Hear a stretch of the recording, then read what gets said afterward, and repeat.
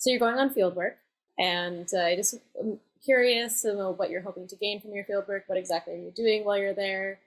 Yeah, so as I already mentioned, my research is ground up, and in my upcoming fieldwork, I plan to interview same women from my PhD. And I'm interested to empower grassroots women voices and focusing on their vision of WPS agenda or their vision of development agendas, from their lenses.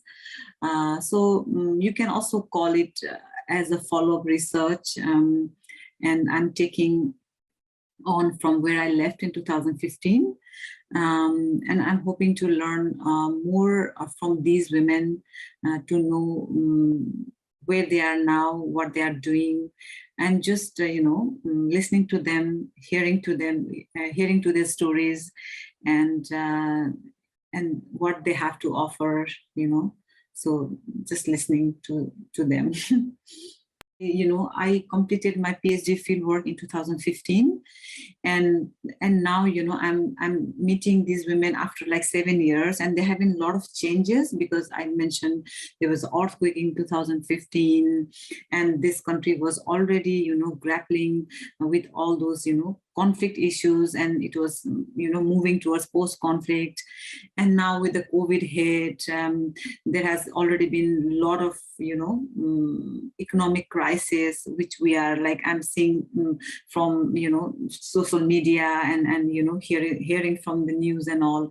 So I'm really excited to see how these women are responding to these new challenges, what happened to their so how do they rebuild their agency? Because why I'm saying rebuilding their agency is because in a conflict, when they, after returning from the war, they have to restart their life, right? Because they lost everything during in the process of war, and especially for women ex-combatant who joined the war as a young combatant, they lose their chances of studying. They lose their how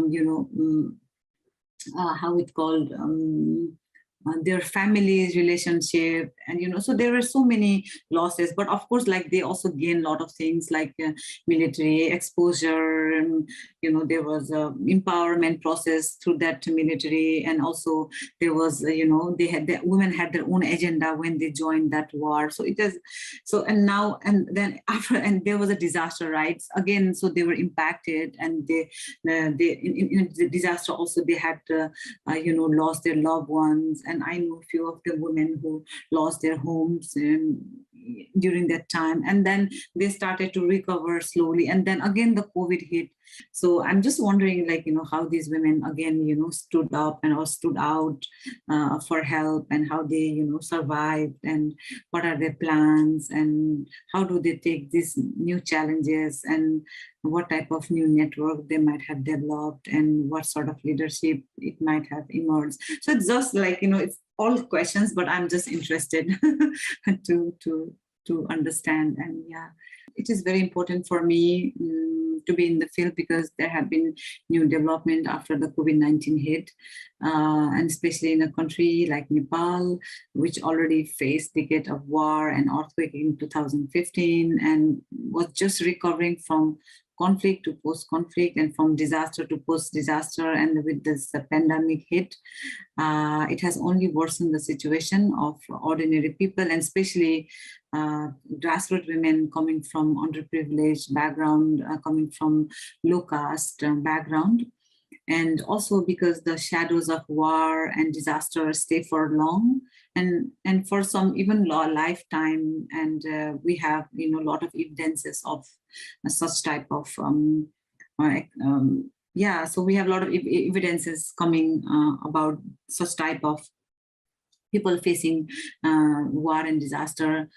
So I think I wanted to learn the ramification of COVID-19 on war-affected and disaster-affected countries like Nepal, and especially I'm interested in And especially because this is more important because, you know, I'm interested in grassroots women responses to COVID-19 in this type of nation, as well as gender policy responses. And Nepal is a perfect case to understand this question. Being physically there means you are going to face people face to face, and not only face to face, but also you are going to see these situations, you know, by yourself. And yeah, and it's very different experiences than doing a virtual or doing, you know, remote interviews. Yeah.